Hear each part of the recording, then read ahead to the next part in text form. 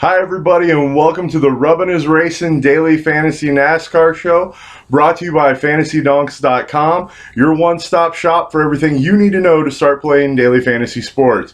I'm Sean Big Papa Williams. I'm Jamie the Lear Jet Lear. And we'll be coming at you with information, all the information you need to know for the 5-Hour Energy 301 at New Hampshire Motor Speedway from Loudon, New Hampshire. In the last 11 races at this track, we've had 11 different winners. With the track breakdown, here's Lear. All right, so this week heading to Loudon, there in New Hampshire. They call it the Magic Mile because it is a 1.058 mile track. It is a flat track. So one of these really short tracks that we run here on the NASCAR circuit. But it's 301 laps as far as the duration of the race. There's basically two grooves that these guys can run, the high line and the low line there. As far as that goes, it's tomorrow, Sunday, at 1:30 p.m. Eastern on CNBC. I'm excited for this one, man. It should be a, it should be a good race. Should be a good race. Now, traditionally at this race, we know that the leaders tend to stay up front. Yeah. And they tend to win the race just because there's not a lot of passing room. Top speed so far in practice and in qualifying were around the 135 to 38 mark. So significantly slower, about 60 miles an hour slower than any of the speed tracks. And we'll get more into that and the drivers we like. But first, it's time for the segment where you guys get to keep us honest. And it's last week's recap, where we analyze who we picked last week and how well they did. Lear. Which I hope you listened to us last week, because if you did, you made some good money. You won some money. Yeah. I mean, I won money. Did you win money? I sure did, man. Yes. And we started off, both of us winning money by picking one Mr. Bush. Yeah, man. Guy started ninth. Finished the race obviously in first place. He scored 124.5 points total. He was owned 35.2%, and man, pretty much led 163 laps of the 263 lap race, and man, he was riding on that crispy edge all day long, wasn't he? Yes. As if you haven't seen it, if you obviously are a fan of Days of Thunder, Kyle Busch did a remake with Joe Gibbs and his crew chief and all that stuff of the Days of Thunder reenactment, and it was pretty good. It was pretty entertaining. Yeah. I enjoyed it. And as legendary crew chief Harry Hogg once said, you don't mess with Rowdy, he'll give you a real ass ripping. That's right. Everyone that messed with Rowdy last week got that ass ripping as he just tore up the track. He dominated the race. So that was clearly our best pick, and you should have been on him. Lear, who was our worst pick last week? As far as that goes, definitely Austin Dillon, man. He completely tore us up with only 0.25 points. He started at like the 11th spot and ended way back in the field, and just absolutely frustrating. I would like to point out for everyone, Lear and I both had Dillon on our team. Yeah, man. We both still managed to cash well with that terrible score on our team. So God obviously didn't answer my prayer when I asked him to look over Austin Dillon after going into the safer barrier at Daytona. So, unfortunately, your God theory there did not pan out. But I did have Joey Logano as one of my burning rubber guys last week. He finished second, started fourth, scored 63.5 points, and was only 15.7% owned. So pretty low ownage percentage for a guy that pretty much dominates the Kentucky racing. And in NASCAR, anytime you get sub 20%, that's a decent ownership percentage. Definitely. It's not like other sports where you want guys that are sub 10. There's such a limited field in NASCAR with the 43 to 46 drivers depending on the track. You're gonna have a lot of overlap there. A lot of overlap. So. And then also your guy Matt Keselowski, that was your burning rubber guy. He finished sixth, so kind of back there, but I mean he was up there most of the race. Started second. He did have 100 points, 100.75 points. He was 36.2% owned, and he led 62 laps throughout the race. Yeah. But if you had Kyle Busch and you had Keselowski on your team, you obviously were definitely in the money. Which I did, so I was definitely in the nice work by you. And I liked both those guys too last week. So Yep. But also too, hopefully you did listen to me when I said do not take the qualifying leader Kyle Larson last week. You know, you were definitely right with your opinion on that when you said he was going to get lapped. You know, you did say it was Austin Dillon, but yeah, I said the wrong name, but you knew I was talking about Larson. But obviously finished 35th, started first, so he had a negative 31.75 points, and he was 25.4% owned. So really screwed all those guys that owned him. So hopefully you listened to us last week and you stayed off that Larson train. Yep. And with that said, like, we pretty much recapped last week's race. Let's move along to everybody's favorite segment of the show, the Who's Burning Rubber segment. Yeah, burning rubber, baby. I'll come at you with my first pick this week, and my first pick is Carl Edwards at 10,200.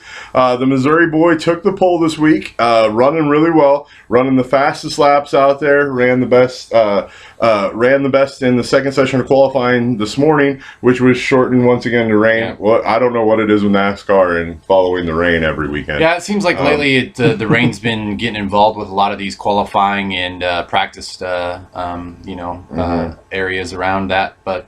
You know, this week, you know, here at Loudon, it's supposed to be 91 degrees, the high for tomorrow, and with only a 10% chance of rain. So I don't think it's going to come into play. Hopefully we can keep no rain. Yeah. But the Open Championships, if you're a golfer, you've been in delays for a while for that one. So understand that rain is just something we deal with in fantasy.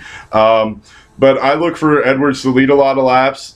We know he has the fastest car on the track. I think that like when he's going to get you those fastest lap points, he's going to get you the laps led points. I also think he's going to be the next driver. I think he's going to be 12 in 12 races to win. That's where I have. You think he's going to go 1-1? Oh yeah, I think I've got him going 1-1. It's the design of the track is why I think he's going to 1-1. As long as he doesn't have any pit stop problems. Right, I think he leads from flag to flag. So, hey, and at 10,200, I mean, you know, obviously he's got at a great price point. But I couldn't disagree with you more. I'm not on the Carl Edwards train this week, and I will not be playing him in any of my lineups that I have this week. There you go. Just my own personal preference. I mean, but yeah, I think he'll definitely produce some points, but I don't think he's going to be finishing up in the probably top 8 to 10. And I have to concede with this pick that like he does not have remarkable track history here. But I will take what someone's doing now, which is running well and dominating this track in the practices and qualifying so far. I will take that over track history pretty much every day of the week. Sure. So, that's my pick. Lear, who's your first pick of the Burning Rubber segment? My first guy is he's done really, really good over these last couple weeks. And, you know, we've kind of seen this where the guys will start dominating, you know, in 2 to 3 track sessions. You know, first it was Martin Truex Jr. there when we started playing fantasy.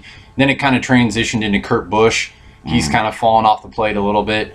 And then Denny Hamlin, even though he has not won a race, Denny Hamlin's finished 3rd in the last 2 races that we've been to. And since 2012 here at Loudon, Denny Hamlin's led the most laps out of anybody in the field, 245 laps. He qualified 5th last year, finished 8th. I'm sorry, he qualified 5th, finished 8th last year after he started. And, you know, this year he cost $11,100.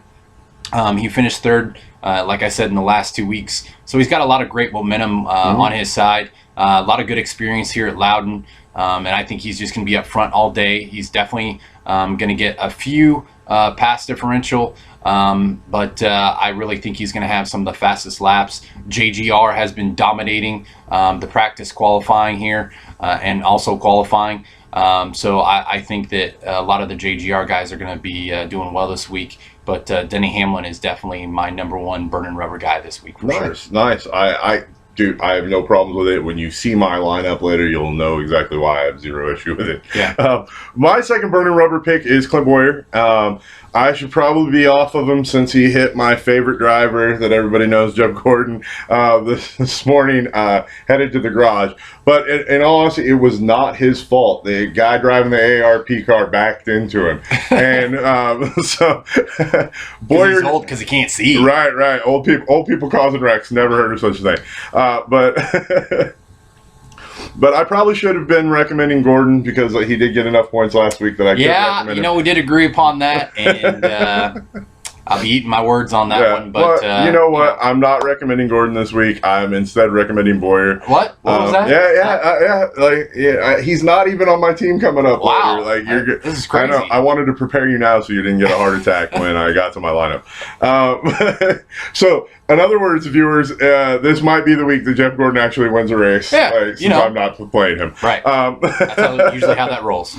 Well, the first reason why I like Boyer is one of those intangible reasons, intangibles, excuse me, and it's basically that he's in the sponsor car, and we've seen this in a couple of tracks. The guy that's in the sponsor car tends to run really well, like at those tracks. Now, granted, we've had a couple of accidents knock out the sponsor car on a couple of those tracks, but they were running really well beforehand. He's one of the Toyotas that is a bit back in the pack. So you can get some decent place differential when he's starting 18th. I think he can move up. He's got a car that can move up. He looks good. He's been running well. I like Boyer, especially at his price tag. Like, I think that helps you do a lot of good things with your team, and we'll see that a little bit later when I'm showing you how to build my team. But he's only $9,400, and that just fits in really well. And with his ability to move up, I don't see him moving back. A lot of those cars in the back are just off the pace, and they're not going to be able to move on this track. Well, yeah, I mean, in this track too, I mean, a lot of lapping other cars around this track because it's so small. But he's definitely one of those guys, qualifying in the 18th position that definitely has a good opportunity, a good chance to move up.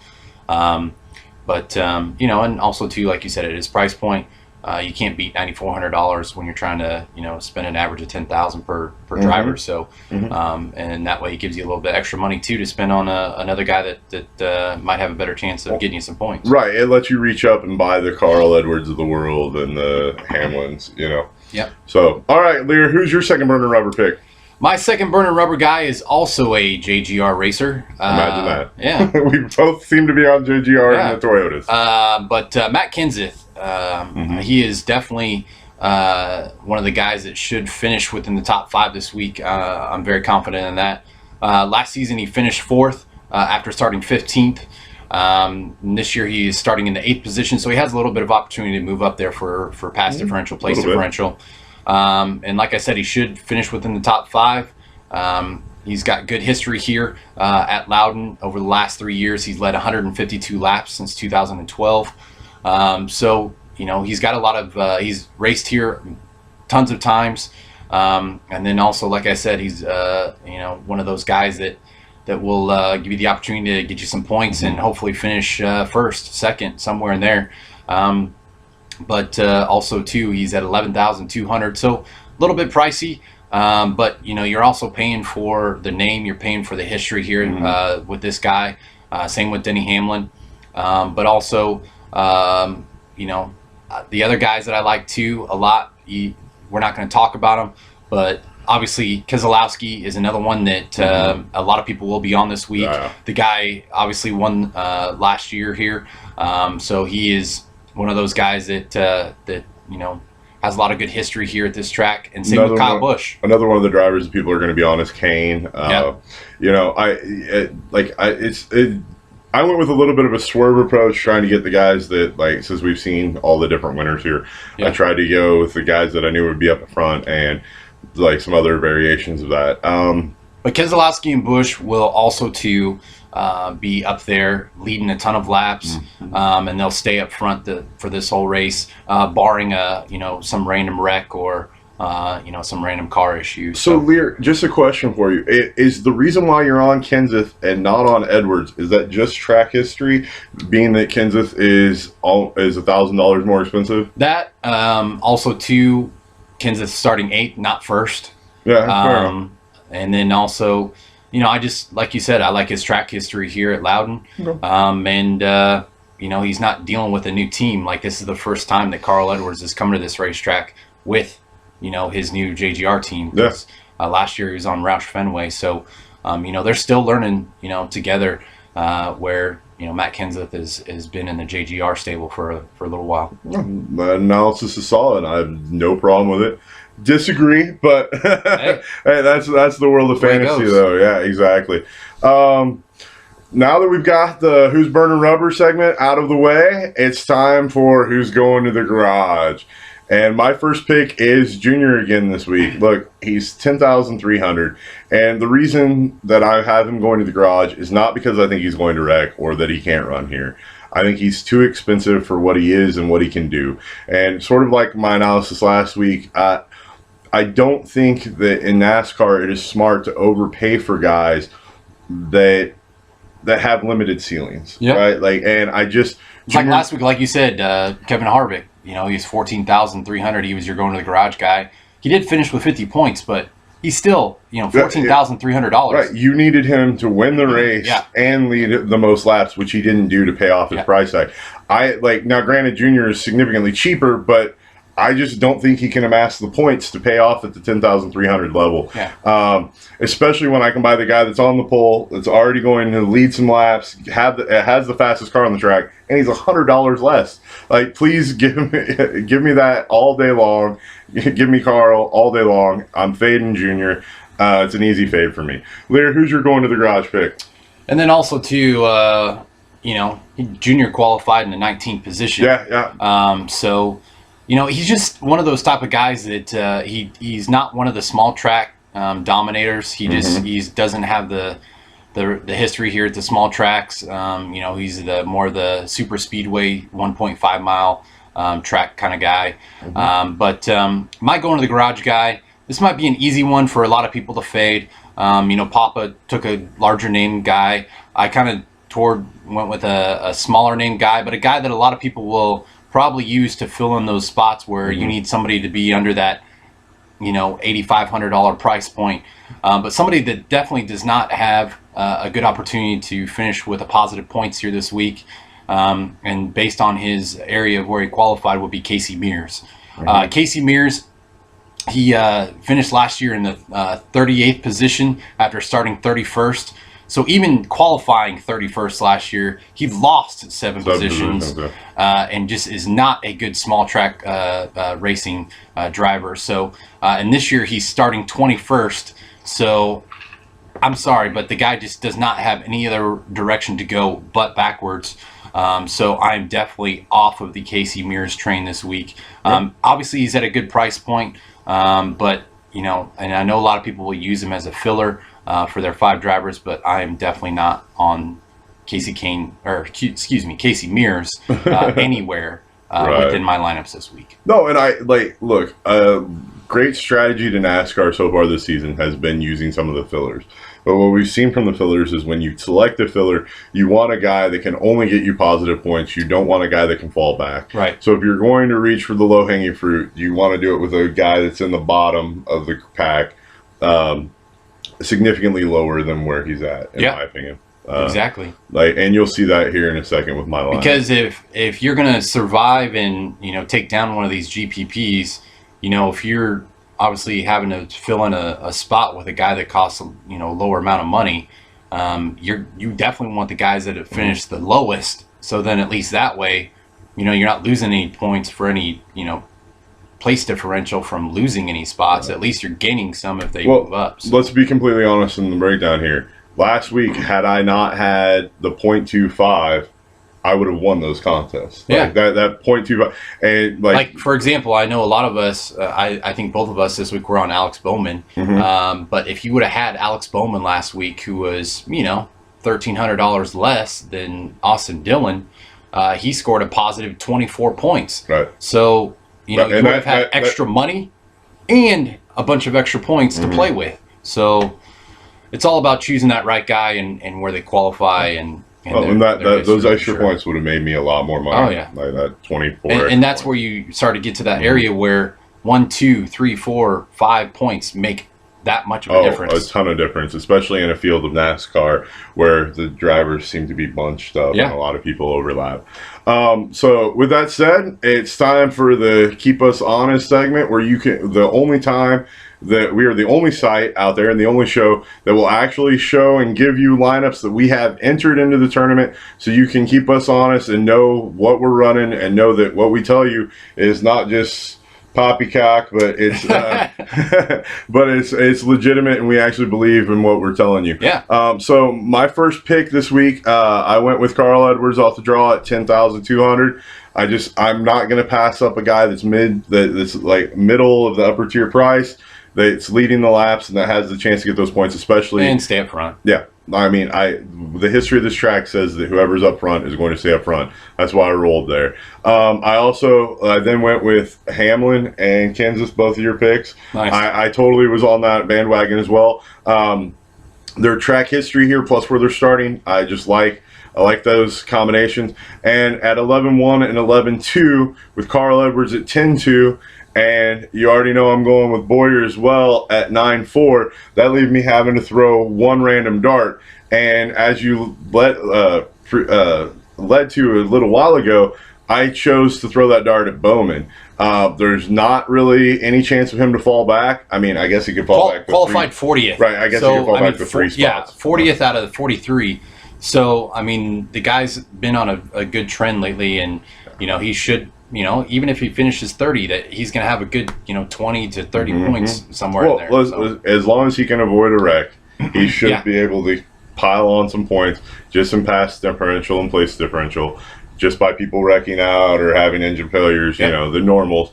And because there's almost zero risk of him falling back, that's who I'm plugging and playing with my other 4 drivers that I love to all be up front and running this race really well. Yeah, overall, man, I definitely like the lineup for sure. Other than the Carl Edwards pick, right? All right, Lear. So what's your lineup look like this week? So this week, decided to roll out with the Miller Lite number 2 ball cap this week. I don't have him on my lineup, but again, I definitely love Keselowski this week, and also Kyle Busch, but it is virtually impossible for me to put the 4 drivers that I definitely want on my team, which is Keselowski, Kyle Busch, Denny Hamlin, Matt Kenseth. No, I ran. It only leaves with $3,100. Yeah, I ran into the same problem. And unfortunately, there's just no driver for 3,100. No, unfortunately, not. No. So to trim the fat there a little bit, you obviously got to go with the guys that you feel are most confident in, and then put your fillers in there. So, that's why my burning rubber guys this week were Denny Hamlin. Like I said, he's going to be able to have a great chance at winning this race this week. And then along with that, Matt Kenseth, all over the JGR train. And then my other guys, kind of a fill-in too, but at least I got 3 out of the 4. But I did put Kyle Busch in my lineup this week. So I got the Kyle Busch, Denny Hamlin, and Matt Kenseth. So definitely all over the JGR train. Right, and then so that's your base 3. And then my fill-ins from there is Eric Amarola. He's at a price point of $7,700. He also had a pretty good week last week. If he can avoid the wrecks this week, he qualified later in the pack. I believe it was in the 20s. As we both try to scroll it. He qualified 29th. 29th. So he definitely has got some great opportunities for some pass differential there. And then the other guy that I have is Paul Menard. Oh, you went save big money at Menard. Yeah, I did, man. Paul Menard qualified 28th. So him and Eric Amarola are basically right there neck and neck with each other. But also, Paul Menard's only $8,200 this week. So for a guy with a semi, big name and some good history here at this track, he definitely should have the ability, especially starting 28th and 29th with Amarola, have some opportunity to move up there. So I'm just banking on those guys to move up. I like where your head's at. My only concern is that because of the design of the track, that those guys don't move up, and that's where I have the wreck happening, is around those, around the mid-20s, and that's what it. And honestly, it worries me about one of my picks, but you know, like you got to roll the dice. You don't. It's impossible to predict where the wreck's going to happen. My gut's just telling me that it's going to be in that middle pack of the field, trying to move up. On a 2-lane track. And before I completed that, I did have Alex Bowman in my lineup, and I do love Alex Bowman this week. You know, across the majority of my lineup. So, you know, I found some extra money, got a couple extra bigger names. They're kind of a little bit higher as far as the qualifying position. I also just feel that, you know, I have a better opportunity with those two drivers instead of getting a little bit of a higher driver and then a little bit of a lower driver with Alex Bowman. So. Yeah, I totally understand. I like that lineup. Well, with that said, those are our lineups that you can see in this week's $5 4K Lug Nut. I'm also in several other contests with that same lineup, so feel free if you want to use them. What I'd recommend is use some of the information we've given you and swerve a little bit from those lineups. Like, yeah, use all of it, use bits and pieces, use none of it. I mean, it's completely up to you, whatever you guys want to do. But you know, we've done the research here for you, and you know, we've done great the last couple of weeks. So you know, hopefully you are listening to us, and you know, we're making you some money. And then when it comes to that, you know, have you been, as far as playing around, have you been doing some 50-50, some heads up? Or I've still just been feeling out the GPPs. This week I may actually throw down some 50-50s and some heads up. I kind of am feeling comfortable with this lineup, and I think I've started to get more of a feel for NASCAR. And to be honest, I think we had the good feel for NASCAR from the get-go. It's just, if you notice what was happening to us, we were getting caught up in a lot of wrecks. Yeah. And you know, that's the one thing that you have to understand is not predictable in this sport. Right. And you just have to... And the weather, because they could call it early. So you just kind of have to roll with the punches there. And it took a while to learn that I had to adjust to that in this sport. Yeah. But yeah, I've been, as far as myself, you know, I've been rolling in the 50-50s for the last 3 weeks, and I've been having a huge success with those. But also, too, the last couple weeks, I kind of ventured out and did a couple heads up. The guy probably doesn't like me very much that I've been picking to play against, but he does multiple heads-up entries. But I've taken the last 2 weeks that I've done them, 2 heads up from him. So and they both have been very, very close.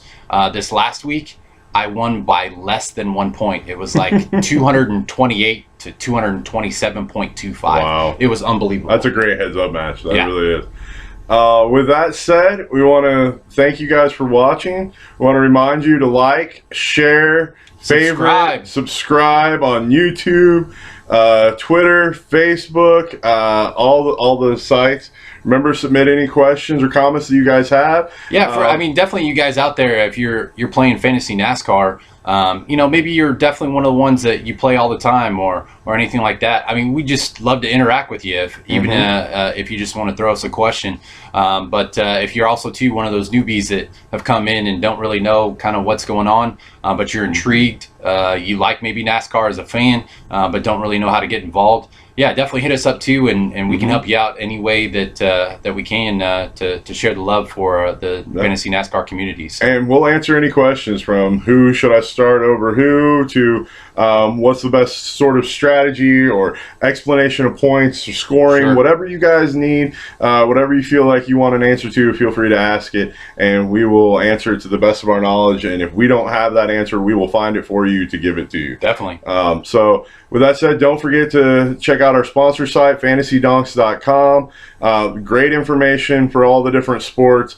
Making good money in baseball. If we can get the golf in, should be making some decent money there as well. Getting excited for football season. Broke my fantasy 2015 football draft virginity last night. So I'm excited about that too. So, but and we will definitely have football videos coming for you coming in the fall in the next couple months. With that said, if we don't win any money today, which hopefully we do, we hope it's you. Have a great night, and let's get some racing done. Let's get it done, boys. Taking home for Daddy Lear this week. Hope you guys have a great weekend. Bye, guys.